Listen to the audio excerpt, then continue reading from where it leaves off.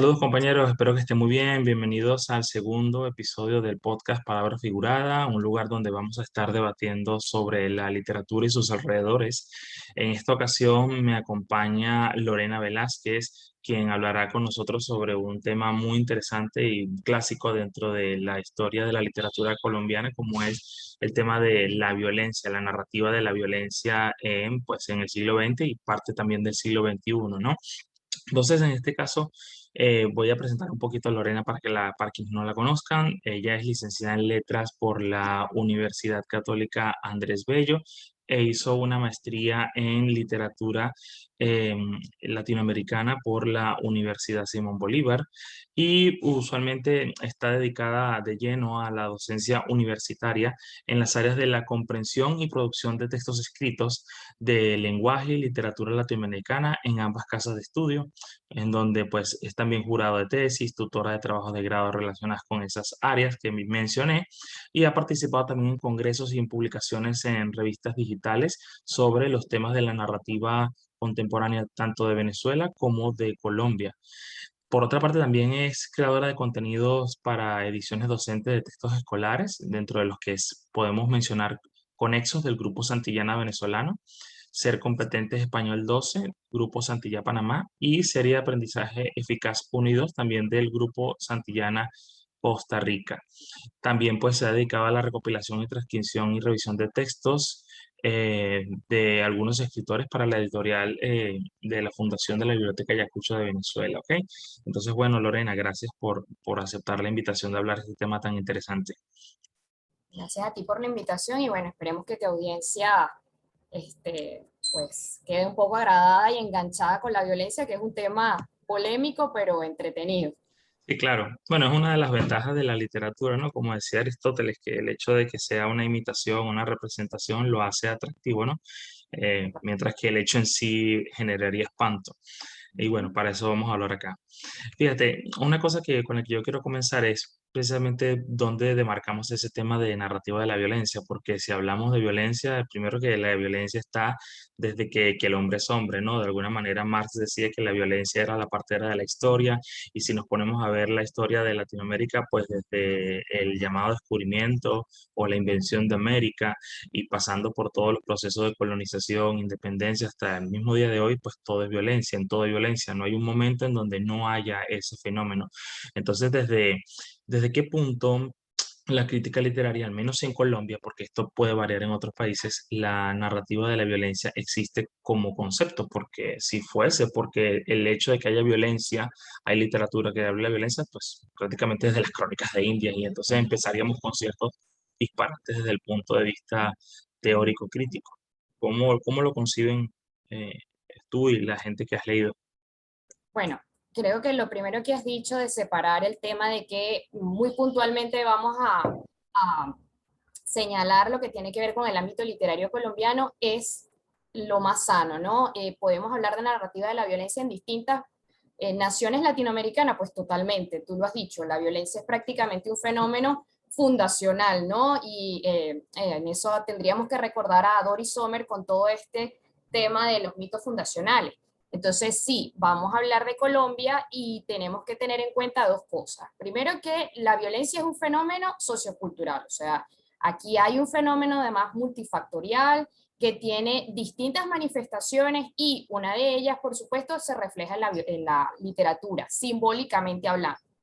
Ahora, cuando Colombia comienza a hablar de narrativa de la violencia o de la literatura de la violencia en particular, hay que ver que no todo tipo de violencia se refleja en la narrativa o en la literatura colombiana, no en la misma frecuencia con la que el fenómeno está ocurriendo, generalmente es posterior, pero pensando un poco en Augusto Escobar Mesa, que es de alguna manera quien me ha servido a mí para hilar todo este proceso, nosotros pudiéramos pensar en narrativa de la violencia a partir de 1953, ¿no? Es cuando de alguna manera él sitúa en varios textos, pero en mente tengo uno en particular que se consigue en línea para el que guste buscarlo, que se llama La violencia generadora de una tradición literaria, está en un repositorio de la Universidad Javeriana, si no estoy mal, En ese texto, tratando un poco de hilar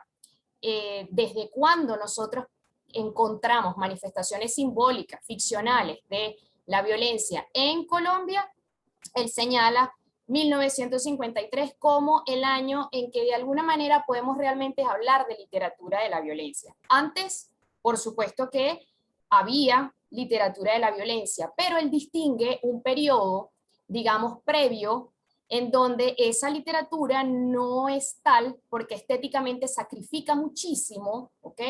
Se vuelca un poco a hacer una suerte de catálogo muy mimético de lo que estaba sucediendo en las regiones del interior de Colombia, es decir, el desplazamiento campesino, las guerrillas, y para él y para varios de los críticos, Óscar Osorio es otro que también tiene un texto del 2006 en donde traza una línea un poco en la búsqueda de esta noción.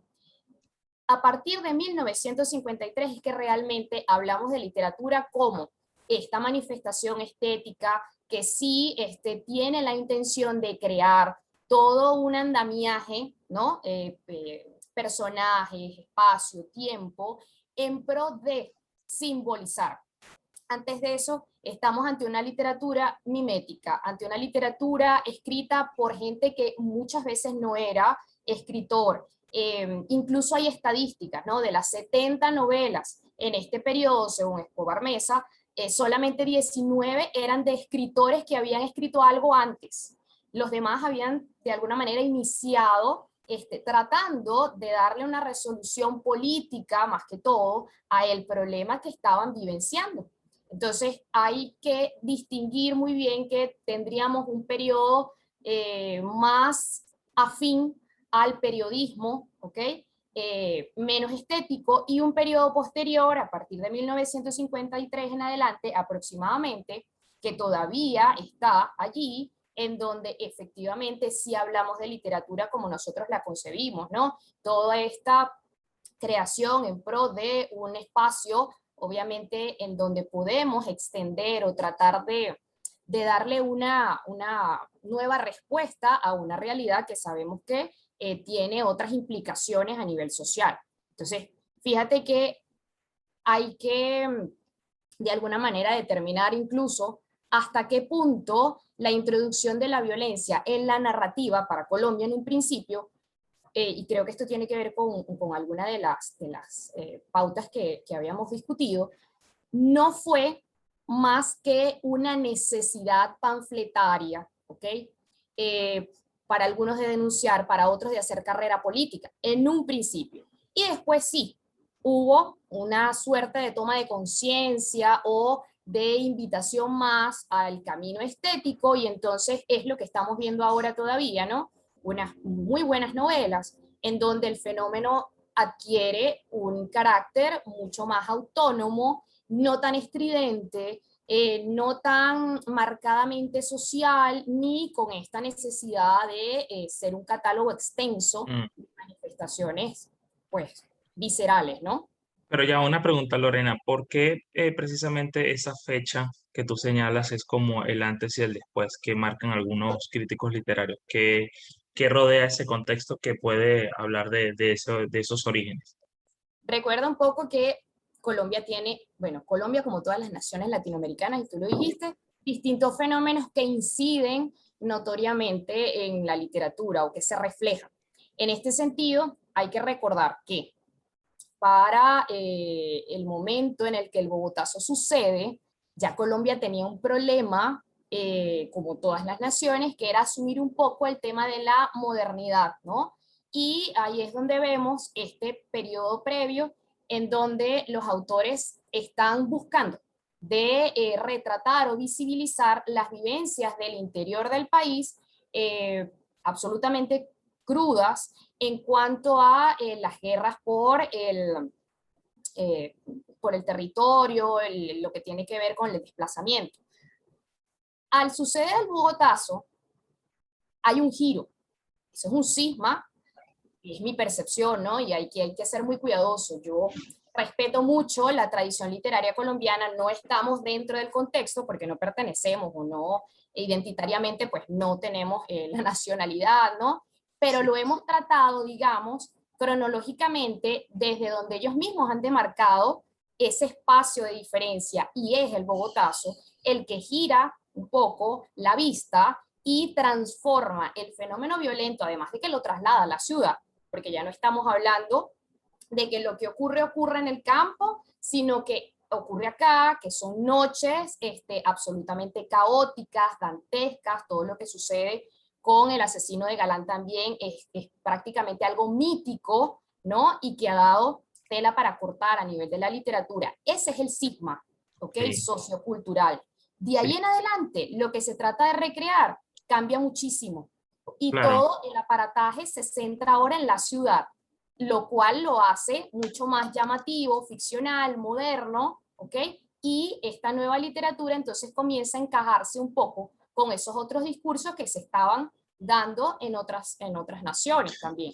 Claro, solo para quienes no conozcan de lo que está diciendo Lorena, de todos modos es un caso muy conocido, ¿no? El Bogotazo tiene que ver con un periodo de Colombia en donde hay como unas elecciones presidenciales y hay un representante del Partido Liberal llamado Jorge Eliezer Gaitán que tiene mucha popularidad y en ese momento pues de algidez política asesinan a este líder y eso genera una conmoción interna dentro de un país que más o menos hasta ese periodo era relativamente tranquilo, estaba relativamente aislado, ¿no? Porque es un país con muchas cordilleras, como muy aislado en ese sentido, y pues genera una violencia muy grande que dura varios años, dura como 4 o 5 años, no recuerdo ahorita bien, Porque hasta que, el Bogotazo detona el bipartidismo político.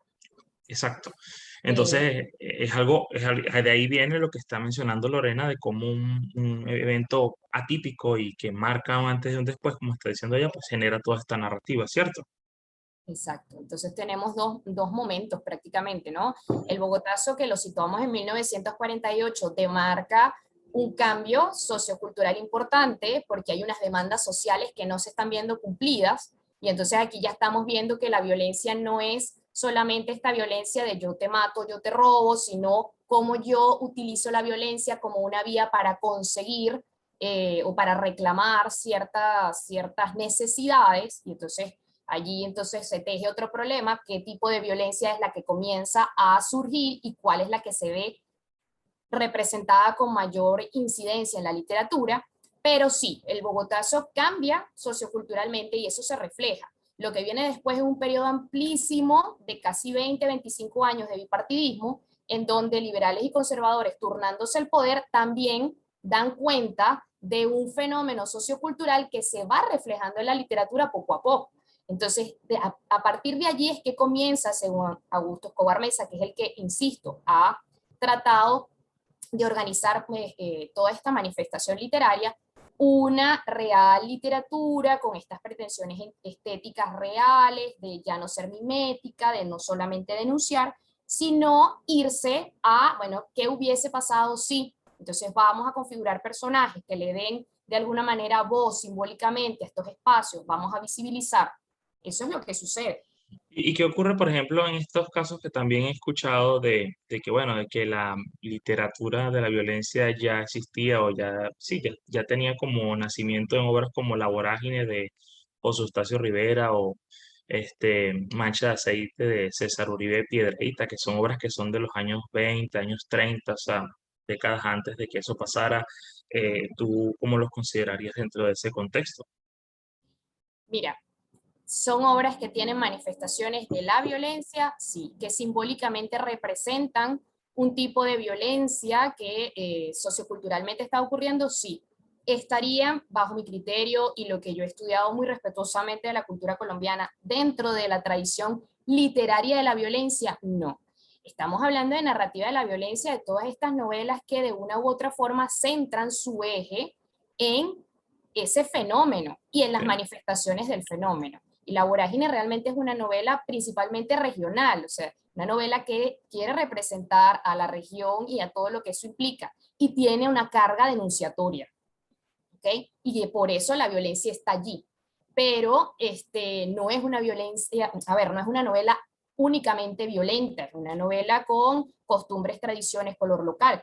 ¿Qué pasa con Mancha de Aceite? Mancha de Aceite es un caso excepcional que además parece no ser aprovechado, o sea, que queda allí, se publica, trasciende la vorágine, es una tradición mucho más pulida, más apegada a la vanguardia, y después de allí parece que esa pretensión estética de visibilizar problemas reales queda un poco en stand-by, ¿ok? Se suspende hasta este otro periodo en el que sí, notoriamente hay un esfuerzo mucho mayor, pero es eso, narrativa de la violencia o literatura de la violencia es todo aquello que tenga como eje el fenómeno sociocultural, pero en toda su extensión, no solamente como un hecho o un evento aislado para darle clímax a la novela. Claro, entiendo ya eso. Entonces, sería más bien como antecedentes o quizá solamente en una pequeña fase de la violencia, pero no es el eje principal. Ahí viene el punto, ¿no? Ahora, digamos, esta llamada narrativa de la violencia, más o menos creo que has mencionado algo, pero si tiene algunas fases, más o menos cómo podríamos señalarlas, o esto ya ha muerto por aquello de que, bueno, ya estamos en momentos en donde esa violencia del siglo XX no pareciera ser la misma, entonces la literatura ya no lo representaría. O sea, ¿cuál ha sido el devenir de esa narrativa y si sigue o no vigente? ¿Qué piensas al respecto? Bueno, fíjate, tú has dicho algo, la violencia no es la misma, pero tú no has dicho la violencia se ha acabado, se ha extinguido o se ha No, para nada. No, no. desaparecer. Ok, entonces en ese sentido, la literatura lo que ha hecho para capturarlo, para representarla, es evolucionar. Si nosotros pensamos un poco en este periodo, como te digo, bipartidista, hay muchísimas novelas que se sitúan dentro de este lapso y que en su mayoría están escritas por periodistas. Hay algunos escritores que efectivamente incursionan con novelas de la violencia, eh, pero el fenómeno, así como ha cambiado a nivel sociocultural, también cambió en su representación. En el siglo XX tenemos una representación mucho más ganada a pegarse un poco a los discursos que están sucediendo fuera del territorio, ¿no? Y también el fenómeno editorial fue importantísimo para la literatura de la violencia que conocemos hoy día en Colombia. Es decir, estamos hablando de un periodo de 25 años más o menos, en donde tenemos muchísima producción, perfecto. Pero ¿qué pasa del 90 en adelante? Bueno, que el fenómeno editorial ayuda a que se visibilice muchísimo un tipo de literatura que está un poco más a tono con lo que se consume. Entonces tenemos grandes sellos editoriales que nos están mostrando a estos autores que se hicieron conocidísimos, Jorge Franco, Fernando Vallejo, Héctor Abad Faciolince, ¿no? Y puedo de alguna manera mencionar algunos otros más, con un tipo de novela que efectivamente tiene como eje de la violencia, pero que llega a facturar y a llamar muchísimo la atención en Latinoamérica por la estridencia. Entonces, hay un cambio, por supuesto, allí, que aún hoy en día persiste, ¿no? Efectivamente, este periodo de los 90 fue, yo creo que prolífico en todos los sentidos. Ya hay incluso una inclusión de la literatura de la violencia en la cultura a través de la narcocultura, ¿ok? Entonces, si nos ponemos a ver hoy, ¿tenemos lo mismo? No tenemos lo mismo, pero sigue existiendo una literatura que visibiliza incluso los cambios. O sea, hoy hay novelas que están visibilizando todo el proceso de paz, por ejemplo, o todo lo que eso tiene por detrás, ¿no? Y eso también es parte de la narrativa de la violencia. Entonces, por ejemplo, si estamos hablando, porque yo veo por lo menos en el siglo XX, aunque tú me señalas algo a finales del XX que yo no conocía, por lo menos hay dos momentos claros de esa, digamos, de esa violencia, ¿no? Una parte que tiene que ver con el llamado Bogotazo, que es donde está esta famosa lucha entre, creo que es cunavicheros y bandoleros, ¿no? Que es un poco la guerra entre estos grupos de liberales y conservadores y todo esto. Y después viene una segunda fase que realmente no tiene un hilo de continuidad, que es la fase de la guerrilla, ¿no? Que es cuando en los 60 viene la Revolución Cubana y viene esta influencia de las guerrillas que no están directamente relacionadas con este tema del Bogotazo, según tengo entendido, pero que eventualmente pues empiezan a coger más fuerza, sobre todo cuando se alían con el narcotráfico, que es lo que hace a las guerrillas eventualmente muy poderosas a nivel económico y todo lo que viene, ¿no? Pero, ¿qué pasa más o menos en la década? de los 90 que está generando una narrativa mucho más prolífica y mucho más quizá novedosa en ese plano. ¿Qué fase podríamos estar viendo en esa década de los 90 que no hayamos visto de pronto en la década de los 60 o 70 o parte de los 80 cuando ya, digamos, Colombia empieza a hacerse famosa negativamente por el tema del tráfico de drogas? Mira, el tema, o hasta lo que mi juicio me permite ver, de la narrativa de la violencia en Colombia es su proximidad con el fenómeno social. Hay una necesidad de visibilizar espacios y la novela lo cumple, ¿no? La novela funciona en ese sentido, lo logra y eso es algo muy notorio. Tú estás señalando fases que las estamos de alguna manera armando y si hacemos una relación entre qué pasa entre los 90 y los 80, ahí tenemos un eje que tú lo has de alguna manera simplificado, pero que se ramificó en su momento muchísimo, que fue el narcotráfico. Vamos a hablar, por ejemplo, de 1980, ¿no? 89, que está Pablo Escobar en toda la escena política, social, y también allí surgen otros cambios socioeconómicos importantes, pero sobre todo lo que no se dice es lo que empieza a representarse en estas novelas. Hay una corte de novelas entre el 89 más o menos, que es la muerte de Galán, Luis Carlos Galán, en manos, por supuesto, de todo este problema de este político nuevamente, muy parecido a lo que sucede con Gaitán, que comienzan a retratar qué pasa en esos espacios que nadie ve, es decir, qué pasa en las comunas, por ejemplo, ¿no? ¿Qué pasa con ese muchacho que está creciendo y está viendo que de repente hay otra forma de vivir que no es la reglamentaria y cómo se configura, ¿no?, dentro de este espacio de una manera distinta? Entonces, hay allí una nueva novela que surge con unas ganas, y es un juicio muy personal, de visibilizar esto que no se ve, pero de una manera ficticia, porque realmente no hay hasta el momento, y marcadamente Colombia tiene o mejor dicho, hay una marcada tendencia en Colombia a tener unas grandes diferencias sociales que se reflejan en las novelas, que se reflejan en el contexto sociocultural e histórico. Y aquí hay un acercamiento, por supuesto ficticio, a ese espacio que nadie ve, que ni siquiera el escritor muchas veces conoce, ¿ok? Y entonces tenemos un espacio entre los 80 y los 90 en esa búsqueda, hasta que hay un boom en el 90 y vamos a situarnos en el 94, ¿no? La Virgen de los Sicarios surge en el 94. Entonces, allí es cuando todo el mundo ve aquello que nadie ve de una manera efectista, por supuesto, con un tamiz muy crudo, porque Vallejo es así, pero en donde la primacía estética permite que te capture, que te atrape un discurso bueno, violento como este. Entonces, ¿qué pasa? ¿Qué sucede? Todos los cambios socioculturales, de alguna manera, estos escritores lo capturan, tratan de alguna manera ser los germen de esa narrativa que está naciendo. O sea, lo que sucede no sucede netamente en lo literario, sucede en lo social. ¿Con qué se conectan estos escritores? Con la tradición, por ejemplo, de Padura, ¿okay?, y del thriller, y comienzan entonces a tejer todo este problema sociocultural de una manera estética mucho más pulida y a mi juicio mucho más rica que toda esta fase anterior de los 50, 60 y hasta los 70 más o menos.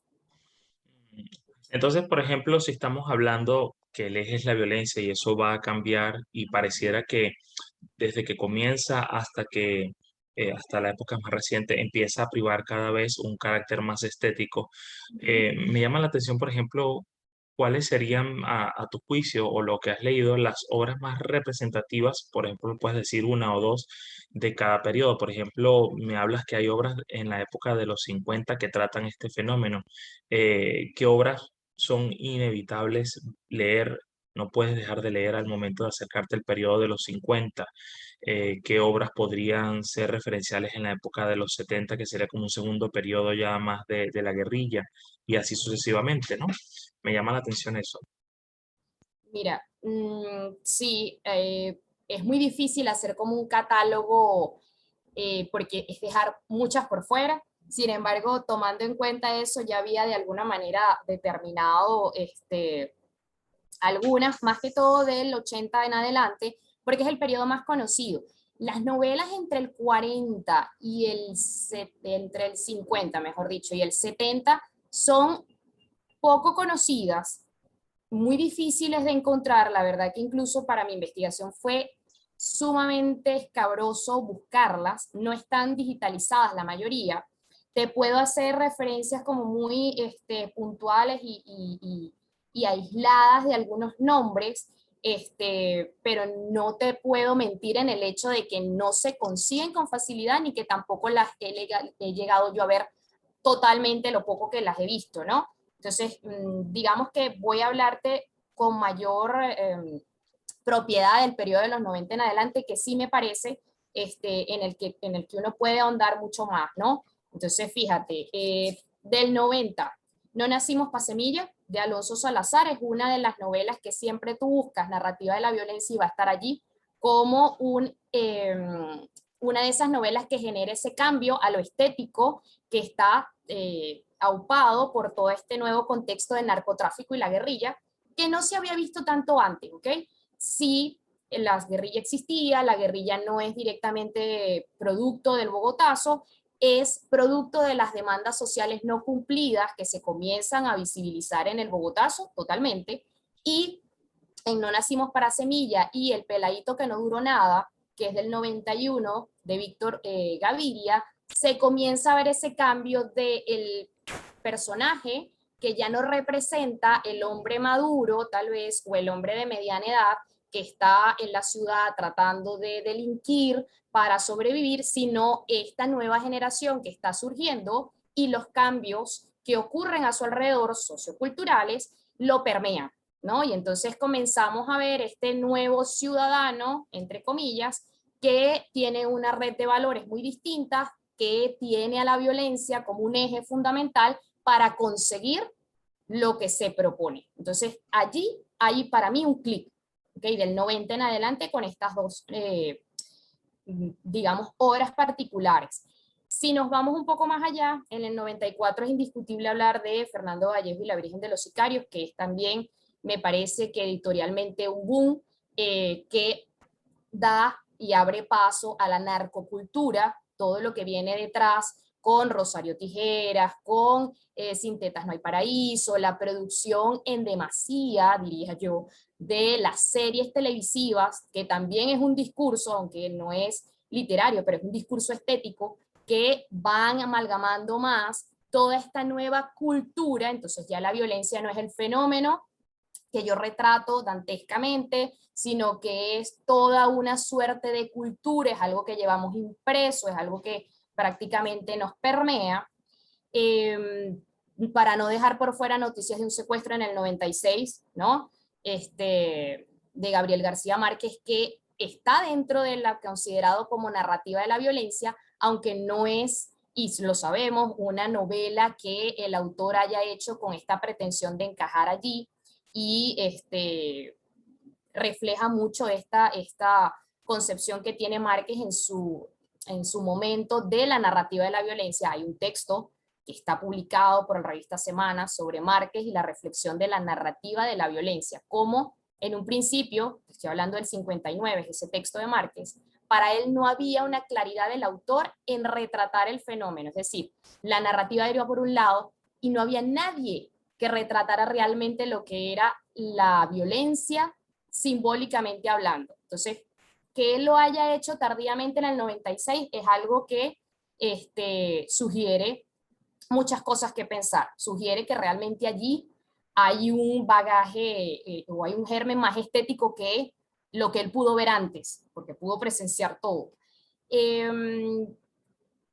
Te puedo hablar también, bueno, ya te nombré a Rosario Tijeras, allí un poco de coletazo. Del 2000 en adelante me parece que hay novelas importantísimas. Empiezo con Satanás, de Mario Mendoza, que es el premio Biblioteca Breve de Seis Barral 2002. Y puedo nombrarte a partir de allí dos novelas que me parecen también importantísimas, que no se pueden dejar de leer.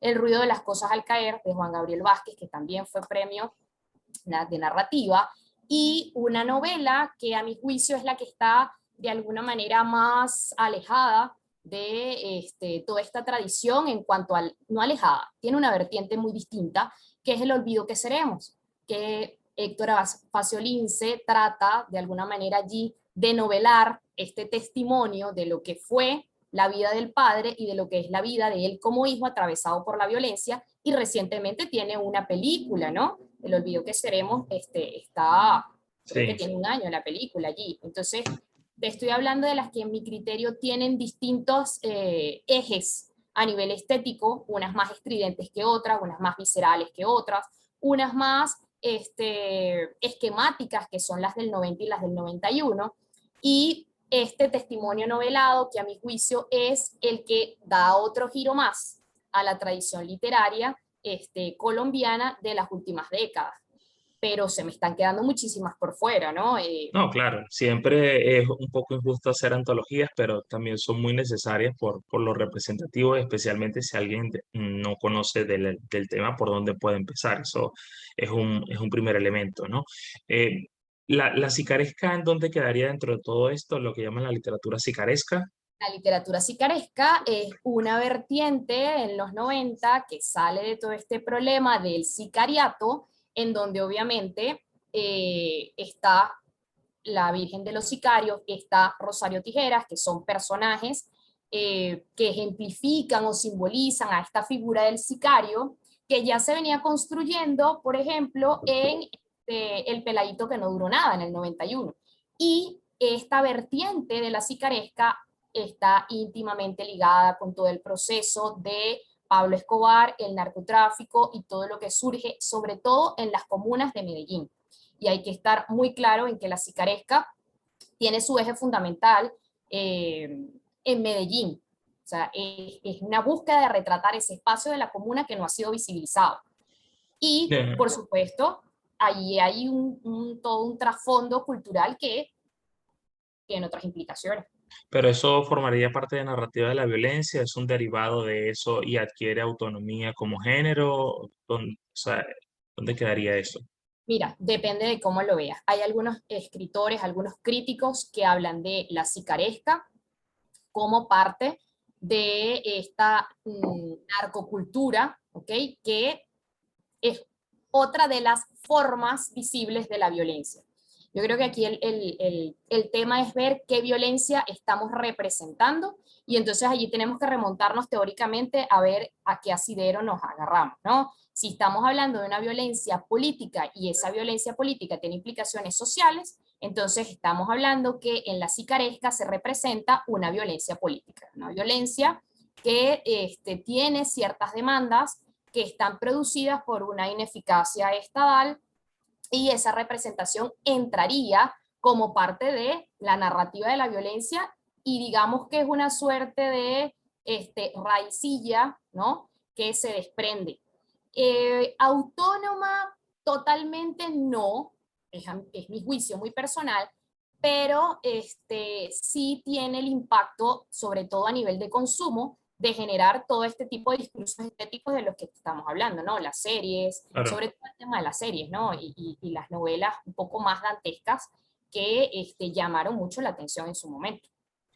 Claro, una de las cosas que me llama la atención que has repetido constantemente es cómo de alguna forma evoluciona hacia un aspecto más estético. Y me gustaría un poco saber qué crees que puede estar pasando o qué pasó, que comienza, por lo que me dices, siendo una narrativa hecha pareciera que por periodistas, quizá por gente que vivió ese periodo, es decir, por testigos, por quizá gente implicada dentro de los procesos políticos que pasaron hasta el punto de que yo no me imagino que estos autores que me estás mencionando tengan algún tipo de protagonismo político en algo de lo que están narrando, ¿no? O sea, no son líderes de carteles, no fueron personalidades públicas que estuvieron en contra de otras facciones políticas y narraron eso.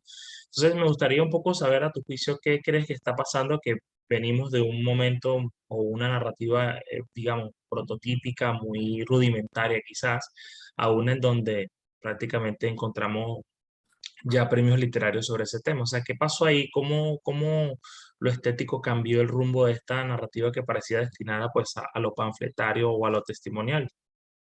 yo creo que pasa lo que pasa también en su momento con la literatura, y esto es una aproximación muy personal, en el modernismo, ¿no? Tenemos un grandísimo periodo en donde la mayoría de los escritores del modernismo son o se, a ver, trabajan como periodistas y suprimen de una u otra forma este esteticismo para poder, y lo sabemos, estar dentro del contexto literario, adquirir, por supuesto, una posición, vivir, ¿no? Que es lo, digamos, básico. Creo que en ese momento en el que la narrativa de la violencia en Colombia fue escrita por periodistas, había una grandísima necesidad de denunciar, ¿ok? Más que reflexionar o buscar en esta realidad lo estético, hay una necesidad de denunciar. Y hay una necesidad que está también muy acompañada por este bipartidismo que censuraba o de alguna manera hacía mucho más difícil que ciertos sectores tuvieran un espacio en la vida pública. Entonces, allí creo que se justifica este auge de escritores que más que escritores son periodistas. Cuando hay todo este periodo de reflexión o se comienza a ver un poco que, bueno, efectivamente la violencia es algo con lo que tenemos que vivir, estoy de alguna manera diciendo un poco, digamos, razonadamente, y se entiende que esto es parte, de alguna manera, constitutiva de una dinámica cotidiana, es donde me parece que hay el clic. Es decir, me parece que el escritor, que no es que está dormido, porque yo te estoy hablando de Mario Mendoza, y Mendoza ya publicaba antes de haber escrito Satanás, aunque no era un escritor muy laureado, lo mismo Vallejo, antes de La Virgen de los Sicarios hay otros textos, es decir, antes el escritor tal vez no había tomado en cuenta que de eso dantesco, horrible, de alguna manera indigerible, de lo nacional, también se podía hacer un producto estético, o sea, también habría, yo no sé si es que hay un divorcio cuando uno habla de discurso estético, con esta idea de que lo real no puede caber allí, ¿no? Y cuando se dan cuenta o cuando de alguna manera se ve que sí, bueno, se puede estetizar porque hay herramientas, porque hay estrategias, porque hay recursos,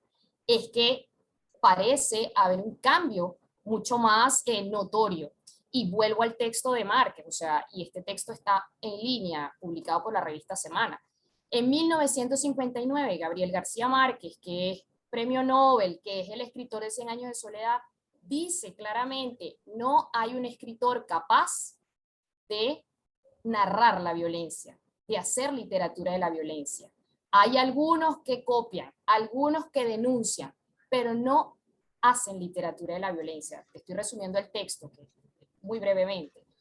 Si eso en el 59 es la percepción de Márquez, lo que está sucediendo entonces es que el escritor comienza a ver de alguna manera cómo el discurso se puede amalgamar en este espacio cultural, ¿no? A una necesidad no ya de todo el tiempo denunciar, sino de ver a la literatura como ese lugar en donde yo puedo alternar, proponer, estéticamente plantear algo que la realidad no me permite. Y hay una necesidad, y esa necesidad se traduce de esa propuesta simbólica de, no de dar respuesta, pero sí de figurar otras alternativas. Sí, claro, me imagino también que, o sea, en todos los periodos en donde ha habido este tipo de violencia, como que la denuncia es el primer factor, porque bueno, hay implicaciones políticas allí, ¿no? O sea, pienso de pronto también en las novelas que ocurrieron en Venezuela, sobre todo con los temas de la guerrilla, en la década de los 70 especialmente, ¿no? O por ejemplo, en las llamadas novelas de la Revolución Mexicana, ¿no? Donde al menos lo que han contabilizado como más de 500 libros publicados durante ese periodo de la narrativa de la Revolución Mexicana, ¿no? Comenzando con, con los de abajo, ¿no? Entonces, uno ve esto y ve como que es natural.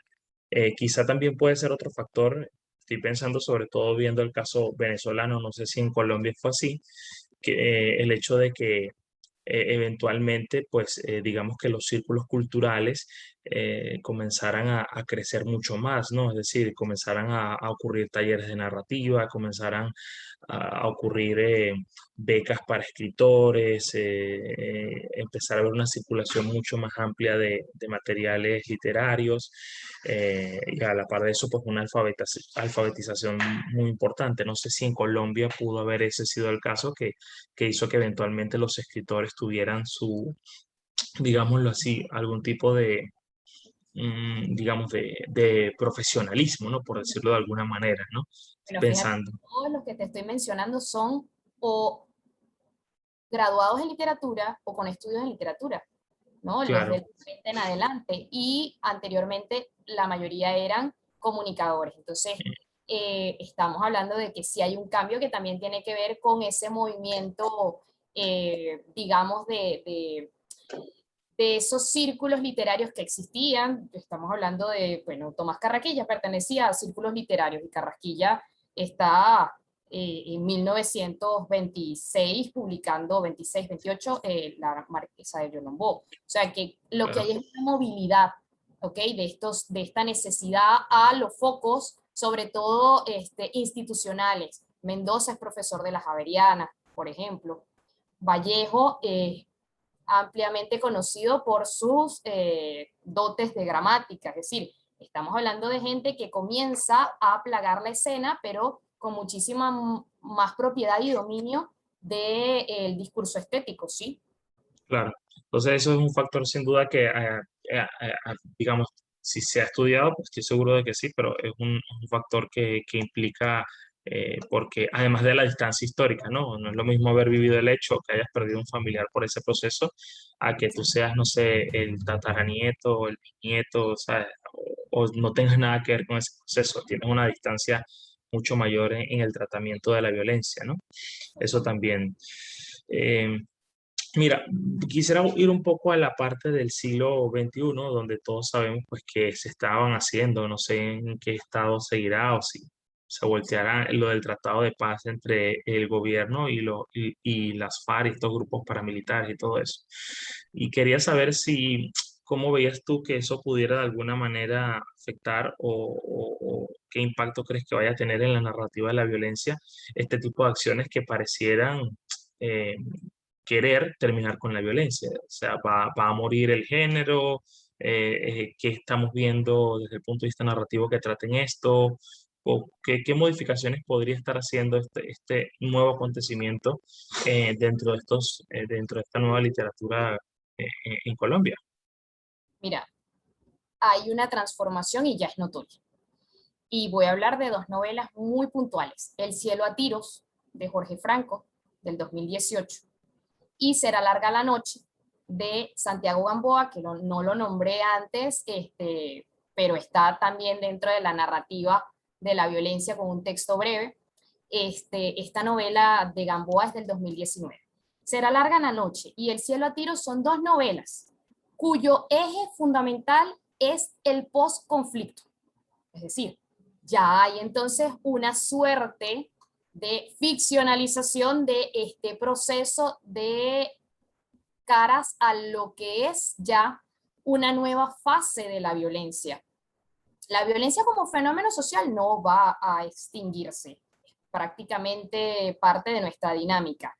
En la literatura va a extinguirse, ellos mismos, estoy hablando de los colombianos, no lo saben o no lo tienen muy claro.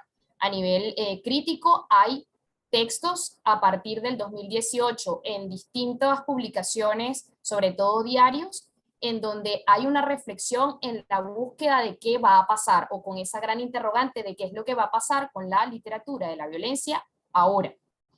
Te puedo señalar un texto del periódico El País con el que creo que uno puede enlazarse muy fácilmente, publicado en el 2020, se llama La literatura colombiana tras medio siglo de guerrilla.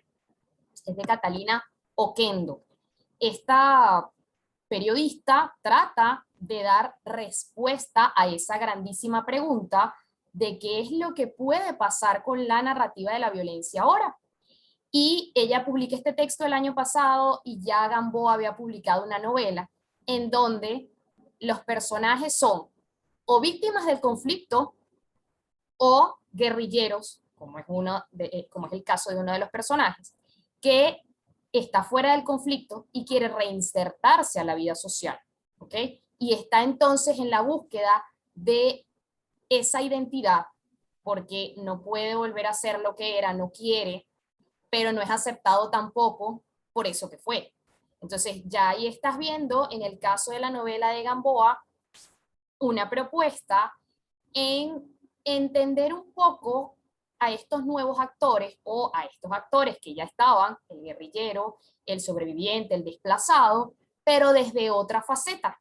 Y novelas en donde no deja de estar el crimen, pero ya no tenemos la estridencia a ver, lo sangriento de las novelas de Mendoza o las de Vallejo, por ejemplo, ¿no? Esa crudeza para retratar el conflicto, porque la fase ahora es otra. La fase ahora o la violencia ahora es a nivel sociocultural. O sea, ¿qué hacemos con este signo país que se desmembró, ¿okay? Que de alguna manera se permeó en nosotros, que produjo ciertos fenómenos y cómo ahora buscamos nuevos espacios para estos actores? Y Gamboa creo que en esa novela hace una muy buena propuesta a este nuevo espacio que no será propiamente de reconciliación o no lo sabemos todavía, también es un proceso muy complejo, pero sí en donde hay que tomar en cuenta esa mirada del otro que no se había escuchado, ese espacio del otro que no se había representado, ¿ok? Siempre había sido la víctima y el victimario, ahora el victimario cambia y también tiende a ser una suerte de víctima, y aquí hay un movimiento entonces interesante en la ficción. En el caso de Cielo a Tiros, es la otra parte. El hijo del narcotráfico, hijos de narcotraficantes. ¿Sí? Aquellos que han vivido la otra parte de la violencia, que de alguna manera es parte de su origen, y cómo forman o cómo tienen un lugar dentro de esa sociedad que obviamente los estigmatiza, rechaza por ese origen. Entonces creo que ahora ya hay unas propuestas que vinculan la violencia no necesariamente al acto de herir al otro, sino a una violencia simbólica, a una violencia que va relacionada con el signo país, con la memoria, ¿no? Que está en esa búsqueda de hacer memoria, de reconstruir lo identitario, de ficcionalizar otro espacio para lo identitario. Entonces, ¿qué va a pasar después de allí? ¿Quién más va a publicar? ¿Qué otras cosas van a hacer? Hay gente que está publicando distintas cosas, que siguen hablando de lugares ficticios, como pasó en su momento con Angosta de Torabat, que era una ciudad ficticia, que también servía un poco para darle ese cariz atemporal a la violencia que siempre está allí. Evelio Rosero, que es alguien a quien se me había olvidado mencionar, que también siempre tiene unas novelas que sitúan a la violencia como eje.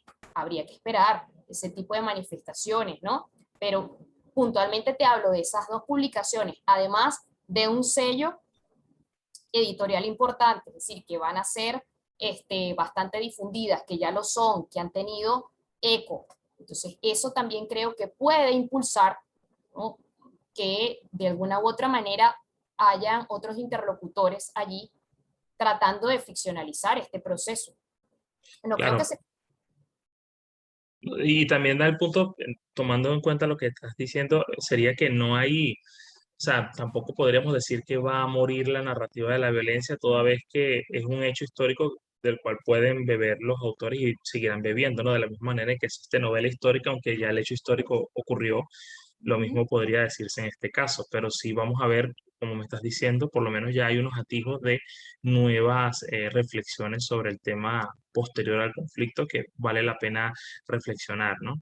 Hay otra cosa, aunque ya lo hemos tratado acá, que me gustaría conocer tu opinión también y tiene que ver con el tema de cómo la violencia y el tema de la violencia ha sido prácticamente explotado, por decirlo de la manera más suave, dentro de la cultura en Colombia, ¿no? Por lo menos cada novela de violencia, de Rosario Tijeras, sacan una novela. Hay una novela sobre Sin tetas no hay paraíso, sacan una novela. Entonces el tema que tiene que ver con el narcotráfico, con la violencia, con lo con lo sórdido, con esa realidad negra, ¿no? Pareciera que se explota muchísimo a nivel comercial. O sea, podríamos encontrar por cada novela histórica quizás 10 novelas que toquen estos temas de narcotráfico y de violencia.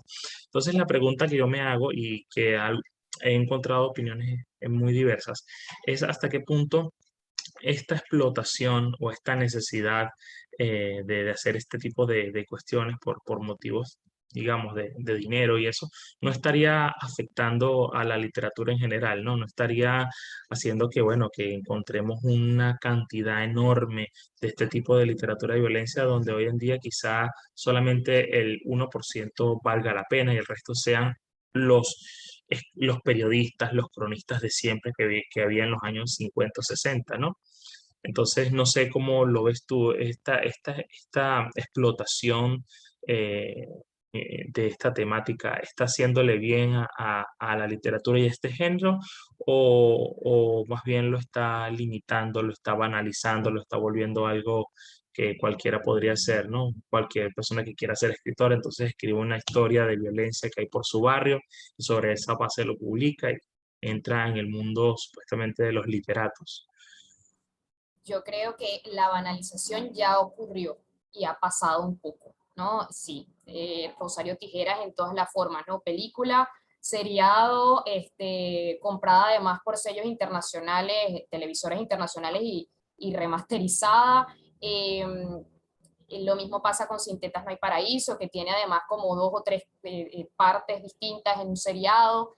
Creo que ese momento que tú estás comentando ya digamos que bajó un poco. Sin embargo, sigue, por ejemplo, todo lo que pasó con la serie de Pablo Escobar, que fue muy laureada y estéticamente realmente hay un discurso muy, digamos, claro de la construcción de ese personaje al que todos odian, pero que nadie sabe realmente cómo fue.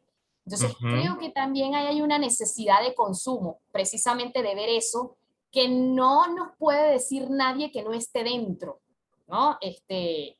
Y eso, ver, por ejemplo, series como esta de Pablo Escobar, yo recuerdo haber estado en Colombia en el 2013 y estar pasando esta serie, y era un momento en el que había realmente que ver cómo te construían a ti al personaje, que prácticamente es un mito. Entonces, esa demanda es la que potenció todo este consumo.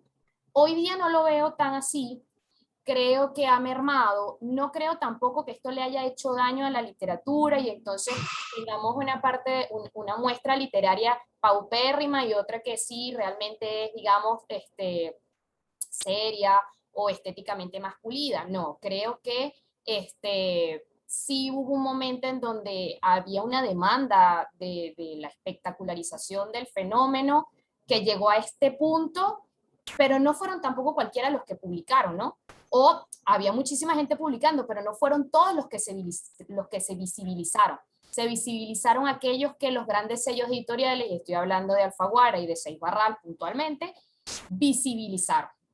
Entonces, había muchísima gente publicando, y solamente yo creería que son 8 los más notorios en ese periodo.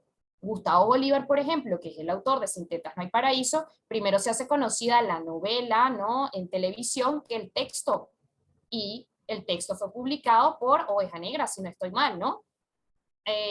A diferencia de todos los demás que fueron publicados por Alfaguara, Seis Barral, Tusquets, en el caso de Rosero. O sea, creo que no se visibilizaron todos.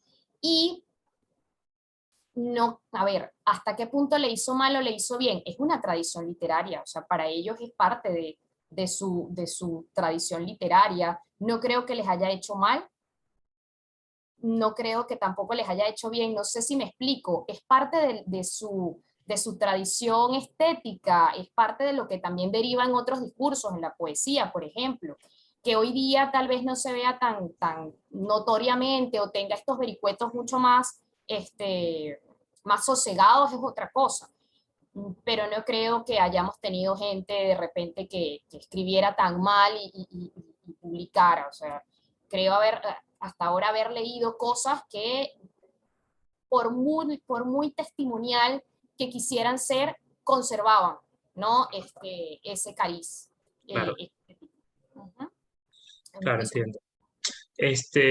Y digamos, de todo este material que has tratado que parece muy, muy interesante, si tú tuvieses que recomendar por lo menos tres obras que te parecen a ti extraordinarias, sabiendo pues lo injusto que suelen ser las selecciones, como recomendar a los que nos están oyendo para comenzar a ver, has mencionado varias, pero si tú dentro de tu experiencia pudieras recomendar tres, ¿cuáles serían y básicamente por qué esas tres obras?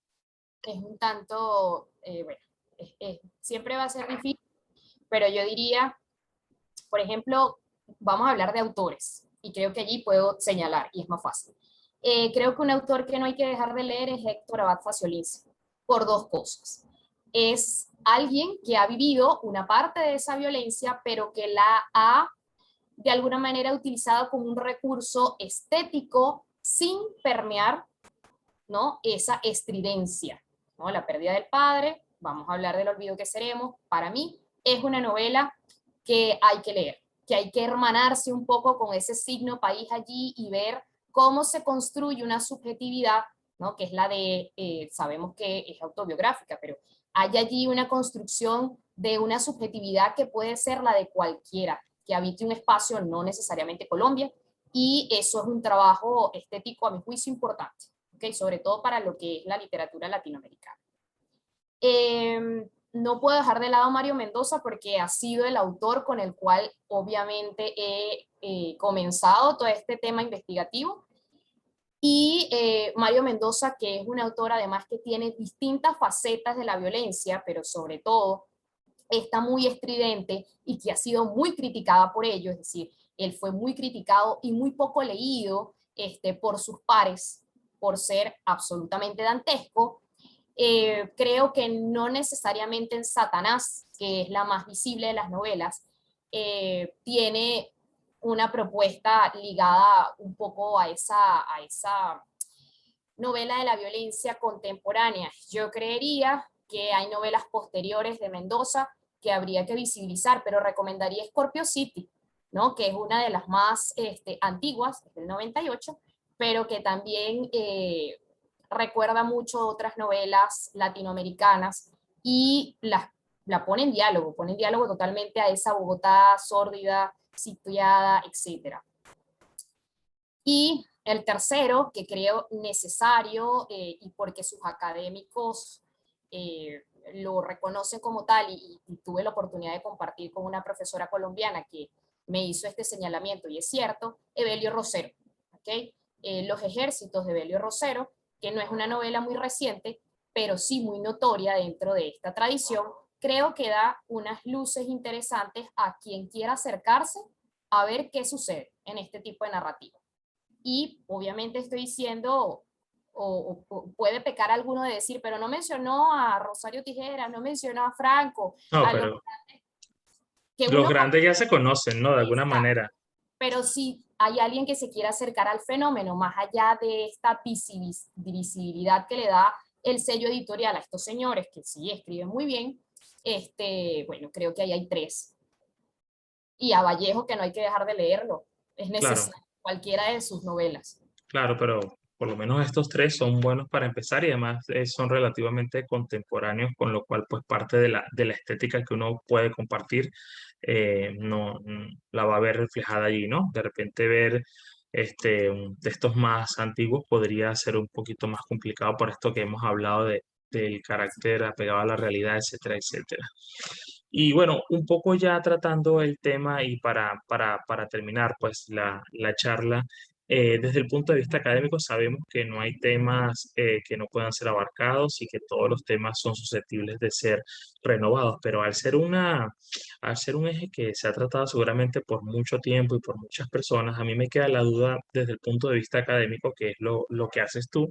¿Qué crees tú, cuáles crees tú que sean los puntos, los temas, las miradas que quizá todavía no han sido abordadas en esta temática, ¿no? Porque siendo una cuestión tan popular, uno podría preguntarse, bueno, ¿qué cosas todavía faltarían? ¿O es que estamos ante un tema agotado, ¿no? O sea, acercarse desde el punto de vista académico, investigativo, científico, a la narrativa de la violencia sería como aquella persona que dice, voy a hacer una tesis sobre Cervantes, y uno dice, bueno, ¿qué vas a escribir sobre Cervantes? ¿Qué vas a escribir sobre Andrés Bello? ¿Qué vas a escribir sobre García Márquez? Y ya casi todo se ha escrito, ¿no? Entonces, ¿qué cosas crees tú a tu juicio que podrían o no han sido quizás detalladas lo suficiente en esta área?